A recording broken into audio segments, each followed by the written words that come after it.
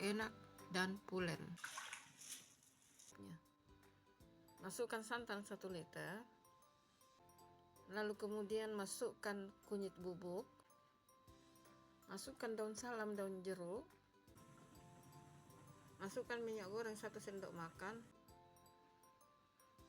masukkan garam 2 sendok teh, lalu tambahkan juga kunyit mentah 2 ruas. Aduk-aduk terus adonan berasanya sampai airnya sat atau menyungsut. Ini nasi kuningnya kita akan masukkan dandang. Kita akan kukus selama 25 sampai 30 menit ya. Buka dandangnya. Ini nasi kuningnya sudah matang ya. Sekarang nasi kuningnya kita akan sajikan atau kita plating. Ini dia nasi kuning ala Bunda Santi. Silahkan mencoba resepnya ya, semoga bermanfaat.